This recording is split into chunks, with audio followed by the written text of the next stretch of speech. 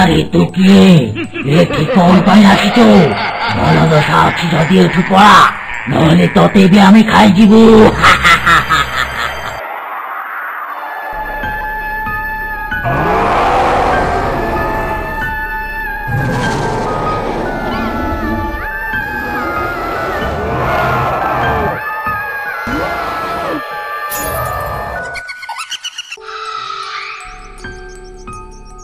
ଅନ୍ଧକାର ଅମର ରହିବ ରେ କୁମ୍ଭ ମୋ କଥା ବୁଝିଲୁ ନା ନାହିଁ?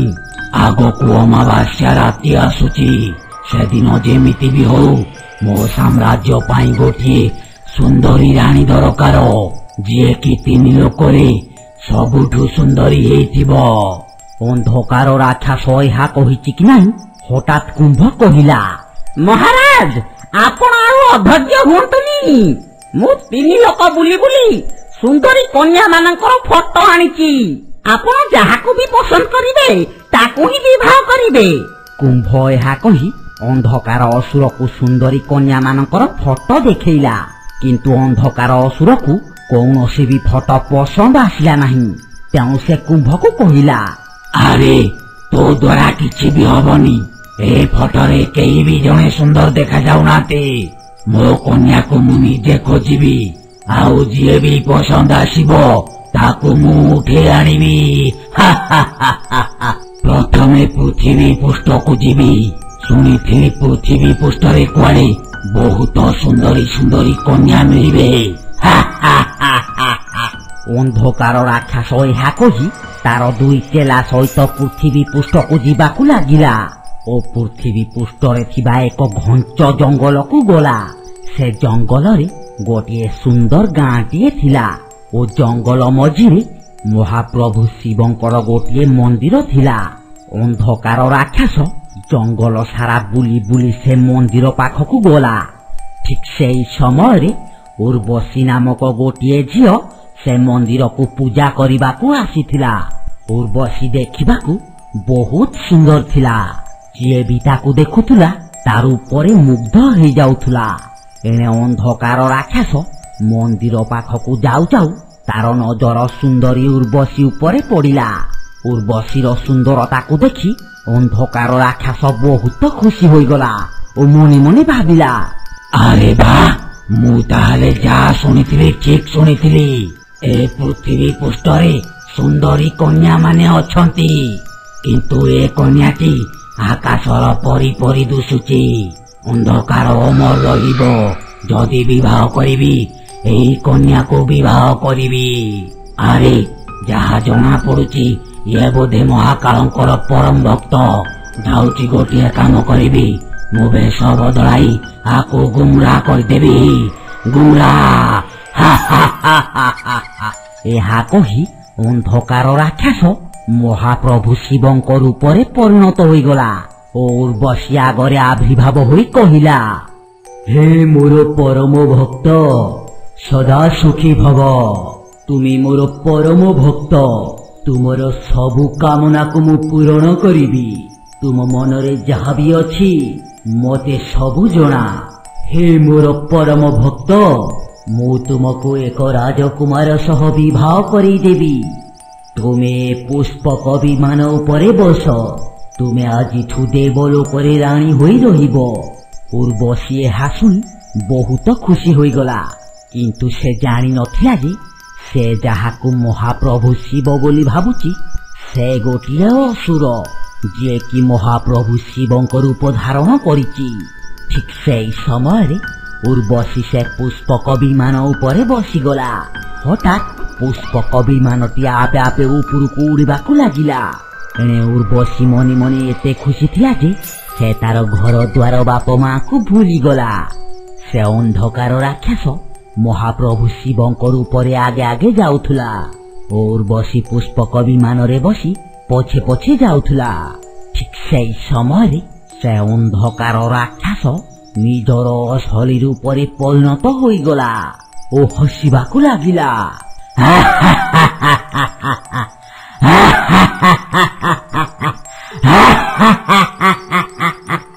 ଅନ୍ଧକାର ରାକ୍ଷସର ଅସଲି ରୂପ ଦେଖି ଉର୍ବଶୀ ବହୁତ ଡରିଗଲା ଓ ଜୋରେ ଚିଲେଇବାକୁ ଲାଗିଲା। हे भगवान ये कौन?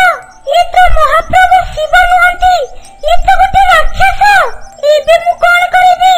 ये तो मते उड़ेई नै जाछि। हे भगवान मते बंचाओ, ए राक्षस कबळरे मते बंचाओ। छाड़ी दियो राक्षस, मते छाड़ी दियो। बंचाओ मते, बंचाओ। अरे राक्षस मते मारी खाई देबो। केता बंचाओ। हे भगवान मते बंचाओ। हे प्रभु तुमको मो भरोसा करी आसीथिली, हे राक्षस मो सहित छलना कला। एबे मु कोन करिबी? मते बंचाओ प्रभु, कोठी अछो? मते बंचाओ। उर्वशी ଏହା କହି ଭୋ ଭୋ ହୋଇ କାନ୍ଦିବାକୁ ଲାଗିଲା। ହେଲେ ସେ ଅନ୍ଧକାର ରାକ୍ଷସ ଉର୍ବଶୀର କଥା ଶୁଣିଲା ନାହିଁ। ସେ ତାକୁ ନିଜ ସାମ୍ରାଜ୍ୟକୁ ନେଇଗଲା ଓ ସେଠାରେ ତାକୁ ଗୋଟିଏ କଳା କୋଠରୀରେ ବନ୍ଦୀ କରିଦେଇ କହିଲା, ହେ ସୁନ୍ଦରୀ, ତୁମ ସୁନ୍ଦରତାକୁ ଦେଖି ମୁଁ ମୁଗ୍ଧ ହୋଇଗଲି। ଆଜିଠୁ ତୁମେ ଏ ସାମ୍ରାଜ୍ୟର ରାଣୀ ହେଇଗଲ। ମୁଁ ତୁମକୁ ଅମାବାସ୍ୟା ରାତିରେ ବିବାହ କରିବି ଆଉ ସବୁଦିନ ପାଇଁ ନିଜର କରିଦେବି। ଏହା କହି ରାକ୍ଷସ ସେଠାରୁ ହସି ହସି ଚାଲିଗଲା। ଏମିତି କିଛି ଦିନ ଉର୍ବଶୀ ସେଠାରେ ବନ୍ଦୀ ହୋଇ ରହିଲା। ସେ ପ୍ରଭୁ ଶିବଙ୍କୁ ଡାକି ଡାକି ନୟାନ୍ତ ହୋଇଗଲା। ସେ କଣ କରିବ କିଛି ବି ବୁଝିପାରୁନଥିଲା। ସେଦିନ ଥିଲା ଅମାବାସ୍ୟା ରାତି। ଉର୍ବଶୀ ସେ କଳା କୋଠରୀରେ ବସି ଭୋ ଭୋ ହୋଇ କାନ୍ଦୁଥାଏ ଓ ତା ଘର କଥା ମନେ ପକଉଥାଏ। ଠିକ୍ ସେଇ ସମୟରେ ରାକ୍ଷସର 2 ଜଣ ଚେଲା ଆସି ଉର୍ବଶୀକୁ ଧରି ପକାଇଲେ ଓ ତାକୁ ଟେକି ଟେକି ରାକ୍ଷସ ବନେଇଥିବା ବାଘର ମଣ୍ଡପ ଉପରକୁ ନେଇଗଲେ। ସେତେବେଳକୁ ରାକ୍ଷସ ପୁରା ତୟାର ହୋଇ ବିବାହ କରିବା ପାଇଁ ରେଡି ହୋଇଯାଇଥିଲା। ଠିକ୍ ସେଇ ସମୟରେ ଉର୍ବଶୀର କାନ୍ଦକୁ ଦେଖି ରାକ୍ଷସ ହସି ହସି କହିଲା, ଆଲୋ ସୁନ୍ଦରୀ, ଆଲୋ କାହିଁକି କାନ୍ଦୁଛୁ? ଆଉ କିଛି ଘଣ୍ଟା ଭିତରେ ତୁ ମୋର ବନିଯିବୁ, ମୋ ସାମ୍ରାଜ୍ୟର ରାଣୀ ବନିଯିବୁ। ଆଲୋ ମୁଁ କଣ ତତେ ମାରି ଦଉଛି ନା ଖାଇ ଦଉଛି? ତୁ ମତେ ବିବାହ କଲା ପରେ ତୁ ବି ଗୋଟିଏ ରାକ୍ଷସୀ ବନିଯିବୁ। ଆମେ ମିଶିକି ଆମ ସଂସାର ଗଢିବା। ଏ ପଣ୍ଡିତ ମହାଶୟ, ବିବାହ କାର୍ଯ୍ୟ ଆରମ୍ଭ କର।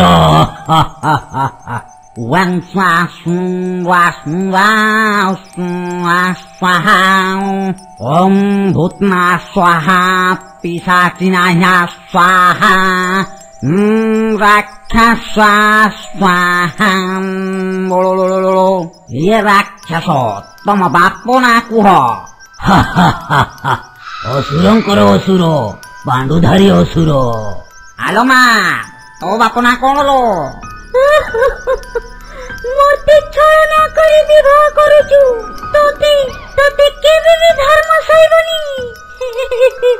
ମୋ ପିତାଙ୍କ ନାଁ ଶୁଣିବୁ ତ ଶୁଣ, କାଳଙ୍କର କାଳ ମହାକାଳ। ଉର୍ବଶୀ ଏହା କହିଛି କି ନାହିଁ, ହଠାତ୍ ସେ ଜଳୁଥିବା ଅଗ୍ନିକୁଣ୍ଡରୁ ସ୍ୱୟଂ ମହାପ୍ରଭୁ ଶିବ ନିଜର ଉଗ୍ର ରୂପରେ ଆବିର୍ଭାବ ହେଲେ ଓ ରାକ୍ଷସ କିଛି କରିବା ପୂର୍ବରୁ ସେଇ ଜଳନ୍ତା କୁଣ୍ଡରେ ହିଁ ରାକ୍ଷସକୁ ଧ୍ୱଂସ କରିଦେଲେ ଓ ତାର ସାମ୍ରାଜ୍ୟକୁ ଜାଳି ପୋଡ଼ି ପାଉଁଶ କରିଦେଲେ। ଓ ତାପରେ ପ୍ରଭୁ ଶିବ ଉର୍ବଶୀକୁ ତାର ଗାଁରେ ଛାଡ଼ିଦେଲେ। ସେଇଦିନ ଠାରୁ ସେ ଗାଁକୁ କୌଣସି ରାକ୍ଷସ କି ଭୂତ ପଶିବାକୁ ସାହସ କଲେ ନାହିଁ।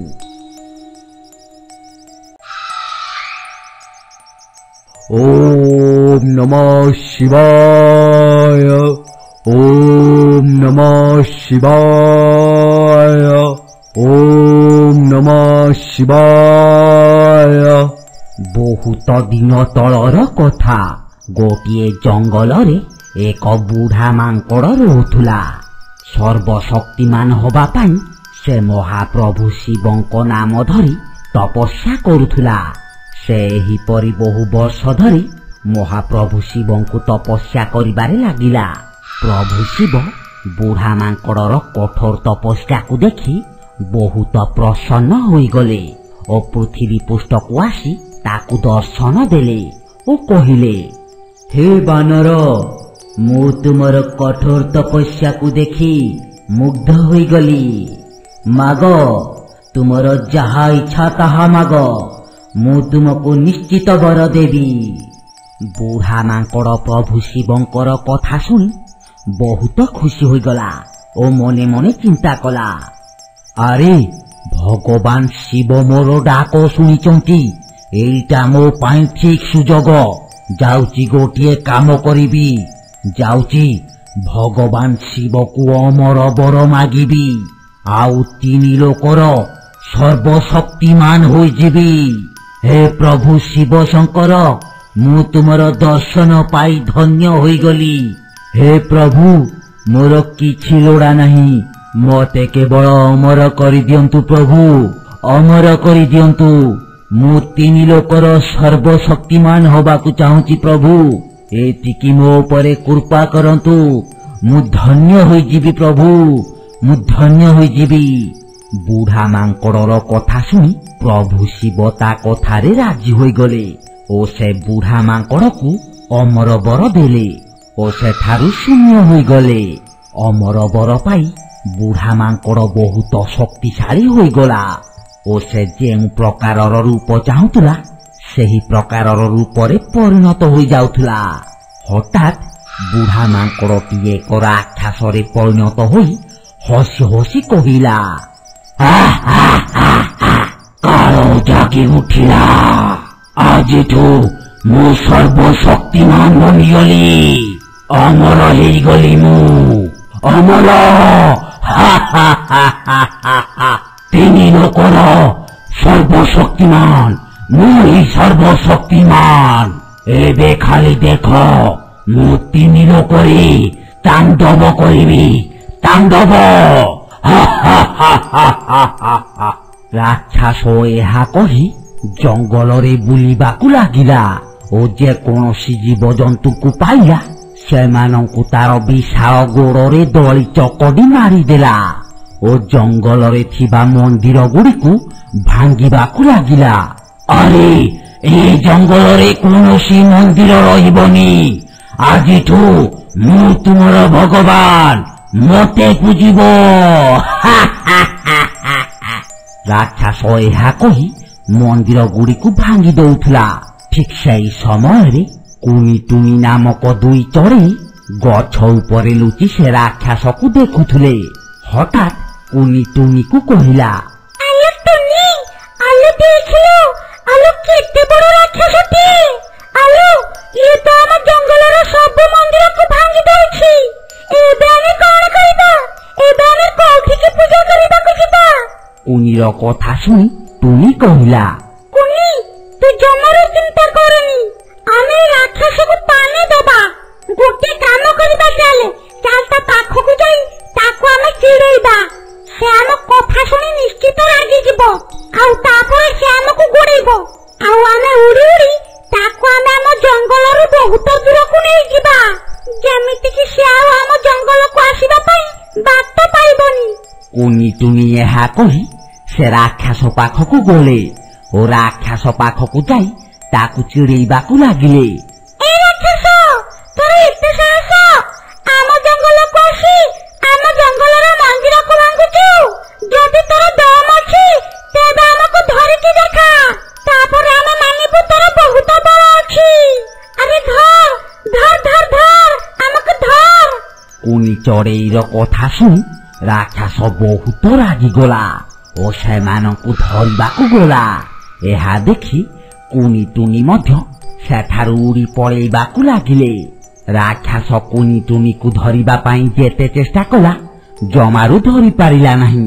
କୁନି ଟୁନି ରାକ୍ଷସକୁ ଦୌଡେଇ ଦୌଡେଇ ଜଙ୍ଗଲଠୁ ବହୁତ ଦୂରରେ ଥିବା କୈଳାସ ପର୍ବତ ଉପରକୁ ନେଇଗଲା ଓ ସେ ରାକ୍ଷସକୁ କୈଳାସ ପର୍ବତ ଉପରେ ଛାଡି ଦେଇ କୁନି ଟୁନି ରାକ୍ଷସକୁ ଚକମା ଦେଇ ନିଜ ଜଙ୍ଗଲକୁ ଫେରି ଆସିଲେ। ଏଣେ ରାକ୍ଷସ ସେ ଦୁଇ ଚଢେଇକୁ କୈଳାସ ପର୍ବତ ସାରା ଖୋଜିବାକୁ ଲାଗିଲା, ହେଲେ ପାଇଲା ନାହିଁ। କିନ୍ତୁ ରାକ୍ଷସ ଜାଣିନଥିଲା ଯେ ସେ କୈଳାସ ପର୍ବତ ଉପରେ ଥିବା ଗୁମ୍ଫା ଭିତରେ ମାତା ପାର୍ବତୀ ଧ୍ୟାନରେ ବସିଥିଲେ ଓ ଗୁମ୍ଫା ବାହାରେ ପ୍ରଭୁ ଗଣେଶ ନିଜ ମାତାଙ୍କର ଧ୍ୟାନ ନ ଭାଙ୍ଗିବା ପାଇଁ ଗୁମ୍ଫା ବାହାରେ ଜଗିକି ଥିଲେ, ଯେମିତି କେହି ବି ମାତା ପାର୍ବତୀଙ୍କର ଧ୍ୟାନ ନ ଭାଙ୍ଗିବେ। ଠିକ୍ ସେହି ସମୟରେ ସେ ରାକ୍ଷସ ପର୍ବତ ଉପରେ ଥିବା ଗୁମ୍ଫା ପାଖରେ ପହଞ୍ଚିଲା ଓ ଦେଖିଲା ଗୁମ୍ଫା ବାହାରେ ଗୋଟିଏ ଛୁଆଟିଏ ବୁଲୁଛି। କିନ୍ତୁ ରାକ୍ଷସ ଜାଣିନଥିଲା ଯେ ସେ ଯାହାକୁ ଛୁଆ ଭାବୁଛି ସେ ସ୍ୱୟଂ ପ୍ରଭୁ ଗଣେଶ। ପ୍ରଭୁ ଗଣେଶକୁ ଛୁଆ ଭାବି ରାକ୍ଷସ ତାଙ୍କ ପାଖକୁ ଗଲା ଓ ହସିବାକୁ ଲାଗିଲା।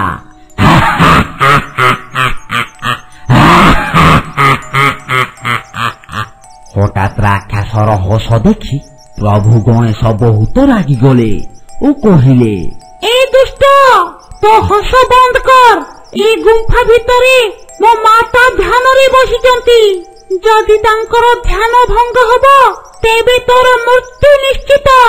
ପ୍ରଭୁ ଗଣେଶଙ୍କ କଥା ଶୁଣି ସେ ରାକ୍ଷସ ଜୋରେ ହସି ହସି କହିଲା, ଆରେ ତୁ ମତେ ମାରିବୁ? ଏଡ଼ିକି ବକରେ ଛୁଆ ତୁ, ତୋର ଏତେ ସାହସ? ତୁ ମୋ ଶକ୍ତିକୁ ଦେଖିନୁ? ମୁଁ 3 ଲୋକକୁ ବିଜୟ ହାସଲ କରିବି। ମୁଁ ଅମର, ମତେ କେହି ବି ମାରିପାରିବେନି। ରାକ୍ଷସର ହସ ଦେଖି ପ୍ରଭୁ ଗଣେଶ ବହୁତ ରାଗିଗଲେ ଓ ରାକ୍ଷସକୁ ଗୋଟିଏ ଧକ୍କା ମାରିଲେ। ସେଇଠାରେ ହିଁ ରାକ୍ଷସ କାଚି ହୋଇ ତଳେ ପଡ଼ିଗଲା। ବହୁତ ଦିନ ତଳର କଥା। ଗୋଟିଏ ଜଙ୍ଗଲରେ ଗୋଟିଏ ବିଶାଳ ପାହାଡ଼ ଥିଲା। ସେ ପାହାଡ଼ରେ ଗୋଟିଏ ଗୁମ୍ଫା ଥିଲା। ଜଙ୍ଗଲର ଯେକୌଣସି ଜୀବଜନ୍ତୁ ସେ ଗୁମ୍ଫାକୁ ଯାଉଥିଲେ ସେମାନେ ଆଉ ଫେରୁନଥିଲେ। ଜଙ୍ଗଲର ସମସ୍ତ ପଶୁ ପକ୍ଷୀ ଭାବନ୍ତି ସେ ଗୁମ୍ଫା ଭିତରେ ମହାଦେବ ଶିବ ତପସ୍ୟା କରୁଛନ୍ତି। ତେଣୁ ଯିଏ ବି ତାଙ୍କ ପାଖକୁ ଯାଉଥିଲା ସେ ଧ୍ୱଂସ ହେଇଯାଉଥିଲା। ସେଥିଲାଗି ଜଙ୍ଗଲର ସମସ୍ତ ପଶୁ ପକ୍ଷୀ ଭୟରେ ସେ ଗୁମ୍ଫାକୁ ଯାଉନଥିଲେ। ସେ ଜଙ୍ଗଲରେ ମେଣ୍ଢା, ଶିଆଳ ଓ ଚଢ଼େଇ 3 ସାଙ୍ଗ ଏକାଠି ରହୁଥିଲେ। ସେ 3 ଜଣଙ୍କ ମଧ୍ୟରୁ ଶିଆଳ ବହୁତ ଚାଲାକ ଥିଲା। ଶିଆଳ ଚଢ଼େଇ ଓ ମେଣ୍ଢା ସହ ମିଛି ମିଛିକା ସାଙ୍ଗ ହେଉଥିଲା, କାରଣ ଶିଆଳ ଚଢ଼େଇକୁ ମାରି ଖାଇବାକୁ ଚାହୁଁଥିଲା। ଥରେ ଶିଆଳ ପ୍ଲାନ୍ କରି ଚଢ଼େଇ ଓ ମେଣ୍ଢା ପାଖକୁ ଯାଇ କହିଲା, ଆରେ ମେଣ୍ଢା ଭାଇ, ଆଜି ଆମେ ଗୋଟିଏ ଜାଗାକୁ ବୁଲିବାକୁ ଯିବା। ସେ ଜାଗାରେ ବହୁତ ପାଚିଲା ପାଚିଲା ଆମ୍ବ ହୋଇଛି। ଆଜି ଆମେ ମନ ଭରି ଆମ୍ବ ଖାଇବା। ଶିଆଳର କଥା ଶୁଣି ମେଣ୍ଢା ଓ ଚଢ଼େଇ ମନରେ ଆମ୍ବ ଖାଇବାକୁ ବହୁତ ଲୋଭ ହେଲା। ତେଣୁ ଚଢ଼େଇ ଶିଆଳକୁ କହିଲା, ଆରେ ଶିଆଳ ଭାଇ, ଆଜି ଆମେ ଆମ୍ବ ଖାଇବାକୁ କେଉଁଠାକୁ ଯିବା? ଆରେ ସାଙ୍ଗ, ଆଜି ଆମେ ପାହାଡ଼ ଉପରକୁ ଯିବା। ସେଠାରେ ବହୁତ ପାଚିଲା ପାଚିଲା ଆମ୍ବ ହୋଇଛି। ତେଣୁ ଆଉ ବିଳମ୍ବ ନ କରି ମୋ ସାଙ୍ଗରେ ଆସ। ଏହା କହି ଶିଆଳ ଚଢ଼େଇ ଓ ମେଣ୍ଢାକୁ ପାହାଡ଼ ଉପରକୁ ନେଇଗଲା। କିନ୍ତୁ ମେଣ୍ଢା ଓ ଚଢ଼େଇ ଜାଣିନଥିଲେ ଯେ ସେ ଶିଆଳ ସେମାନଙ୍କୁ ମାରି ଖାଇବାକୁ ଯାଉଛି। ଶିଆଳ ସେମାନଙ୍କୁ ପାହାଡ଼ର ଶୀର୍ଷକୁ ନେଇଗଲା ଓ ସେ ଯିବା ରାସ୍ତାରେ ଗୋଟିଏ ବଡ଼ ଗାତ ଖୋଳିଥିଲା ଓ ସେ ଗାତ ଉପରେ ପତ୍ର ପକାଇ ଘୋଡ଼େଇ ଦେଇଥିଲା। ଠିକ୍ ସେହି ସମୟରେ ଶିଆଳ ସେ ଗାତ ଉପରେ ଡେଇଁ ପଳାଇଗଲା। କିନ୍ତୁ ମେଣ୍ଢା ଅଜାଣତରେ ସେ ପତ୍ର ଘୋଡ଼ା ଯାଇଥିବା ଗାତରେ ଗଳି ପଡ଼ିଲା।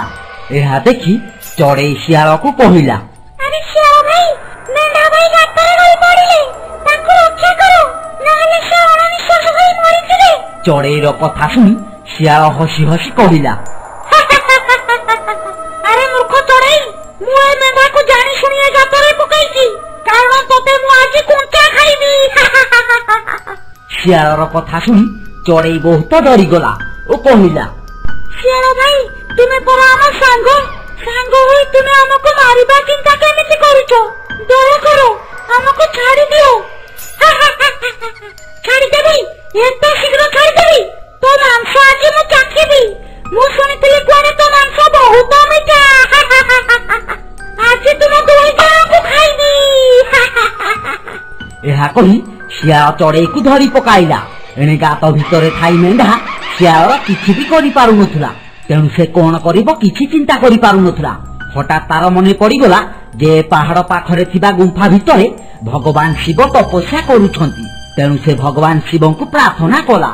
ଓମ୍ ନମଃ ଶିବାୟ, ଓମ୍ ନମଃ ଶିବାୟ। ହେ ପ୍ରଭୁ, ଆମକୁ ଏ ଦୁଷ୍ଟ କବଳରୁ ବଞ୍ଚାଅ। ଓମ୍ ନମଃ ଶିବାୟ। ମେଣ୍ଢା ଭଗବାନ ଶିବଙ୍କୁ ପ୍ରାର୍ଥନା କରୁଥିଲା। ଏଣେ ଚଢେଇ ଚିତ୍କାର କରି ଡାକୁଥିଲା, ବଞ୍ଚାଅ, ବଞ୍ଚାଅ, ଆରେ କେହି ତ ବଞ୍ଚାଅ, ଆରେ କିଏ ଅଛ ବଞ୍ଚାଅ। ଠିକ୍ ସେଇ ସମୟରେ 2 ଜଣ ରାକ୍ଷସ ସେ ଜଙ୍ଗଲରେ ବୁଲୁଥିଲେ। ହଠାତ୍ ଚଢେଇର ଚିତ୍କାର ସେ 2 ରାକ୍ଷସଙ୍କୁ ଶୁଣାଗଲା। ତେଣୁ ସେ 2 ରାକ୍ଷସ ଚଢେଇର ଚିତ୍କାର ଶୁଣି ଶୁଣି ତା ପାଖକୁ ଗଲେ। ହଠାତ୍ ବ୍ରହ୍ମ ରାକ୍ଷସ ଦେଖିଲା ଗୋଟିଏ ଶିଆଳ ଗୋଟିଏ ଚଢେଇକୁ ଧରିଛି ଓ ତାକୁ ଖାଇବାକୁ ଯାଉଛି। ବ୍ରହ୍ମ ରାକ୍ଷସ ସେ ଶିଆଳକୁ ଦେଖି ଗର୍ଜନ କରିବାକୁ ଲାଗିଲା ଓ ଦୌଡ଼ି ଦୌଡ଼ି ଯାଇ ସେ ଶିଆଳକୁ ଧରି ପକାଇଲା। ହଠାତ୍ ସେ ଶିଆଳଟି ଚଢେଇକୁ ଛାଡ଼ିଦେଲା। ଚଢେଇ ଉଡ଼ି ଉଡ଼ି ଯାଇ ଗଛ ଉପରେ ବସିଗଲା। ବ୍ରହ୍ମ ରାକ୍ଷସଟି ଶିଆଳକୁ ଧରି ହସି ହସି କହିଲା, ଆରେ ଶିଆଳ, ଆଜି ତୁ ମୋ ହାତରେ ଧରା ପଡ଼ିଛୁ। ବହୁତ ଦିନ ହେବ ତତେ ମୁଁ ଦେଖୁଛି, ହେଲେ ଆଜି ମୁଁ ତତେ ଧରିଛି, ଜମାରୁ ଛାଡ଼ିବିନି। ମୋ ସାଙ୍ଗର ମୋର ମିଶି ତତେ କଞ୍ଚା ଖାଇବୁ। ପ୍ରଥମେ ମୁଁ ତୋର ମୁଣ୍ଡ ଖାଇବି, ତାପରେ ମୋ ସାଙ୍ଗ ତୋର ହାତ ଗୋଡ଼ ଖାଇବ, ବୁଝିଲୁ? ଶିଆଳ ସେ ବ୍ରହ୍ମ ରାକ୍ଷସକୁ ଦେଖି ବହୁତ ଡରିଗଲା। ତେଣୁ ସେ ଚଢେଇକୁ ସାହାଯ୍ୟ ମାଗିଲା।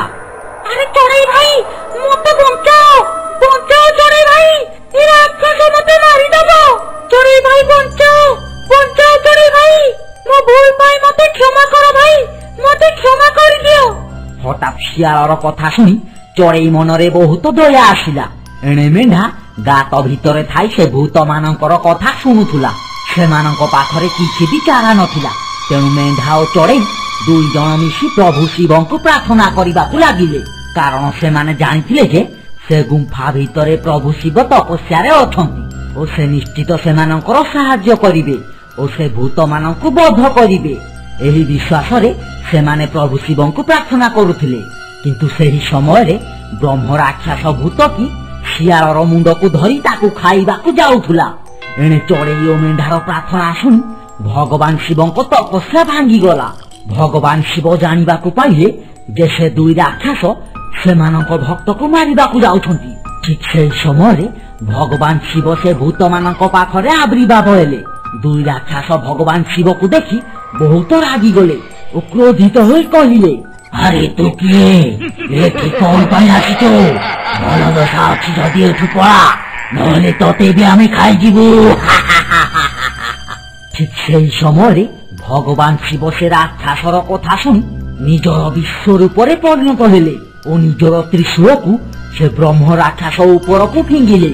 ତ୍ରିଶୂଳଟି ଯାଇ ସେ ରାକ୍ଷସ ପେଟରେ ପଶିଗଲା। ସେଇଠାରେ ହିଁ ସେ ବ୍ରହ୍ମ ରାକ୍ଷସର ମୃତ୍ୟୁ ହୋଇଗଲା। ରାକ୍ଷସ ଭୂତଟି ନିଜ ସାଙ୍ଗ ବ୍ରହ୍ମ ରାକ୍ଷସକୁ ମରିଯିବାର ଦେଖି ଭଗବାନ ଶିବଙ୍କ ଉପରକୁ ଆକ୍ରମଣ କରିବାକୁ ଗଲା। ରାକ୍ଷସ ଭୂତ ଯେତେ ଥର ଶିବଙ୍କ ଉପରକୁ ଆକ୍ରମଣ କଲା, ପ୍ରଭୁ ଶିବଙ୍କର କିଛି ବି କ୍ଷତି ହଉନଥିଲା। ଠିକ୍ ସେହି ସମୟରେ ସେ ତ୍ରିଶୂଳଟି ପଛପଟୁ ଆସି ରାକ୍ଷସ ଭୂତର ପେଟରେ ଗଳିଗଲା ଓ ତାର ବି ମୃତ୍ୟୁ ହୋଇଗଲା। ଭଗବାନ ଶିବ ସେ ମେଣ୍ଢାକୁ ଗାତରୁ ବାହାର କଲେ। ମେଣ୍ଢା ଓ ଚଢେଇ ପ୍ରଭୁ ଶିବଙ୍କର ଦର୍ଶନ ପାଇଁ ନିଜକୁ ଧନ୍ୟ ମନେ କଲେ। ଠିକ୍ ସେହି ସମୟରେ ପ୍ରଭୁ ଶିବ ସେମାନଙ୍କୁ ଆଶୀର୍ବାଦ ଦେଇ ସେ ଗୁମ୍ଫାକୁ ତପସ୍ୟା କରିବାକୁ ପଳାଇଗଲେ। ଏଣେ ଶିଆଳ ନିଜର ଭୁଲ ବୁଝିପାରିଲା। ସେ ମେଣ୍ଢା ଓ ଚଢେଇକୁ ଯାଇ ଭୁଲ ମାଗିଲା। ସେହିଦିନ ଠାରୁ ସେମାନେ ପୂର୍ବ ପରି ସାଙ୍ଗ ହୋଇ ରହିଲେ।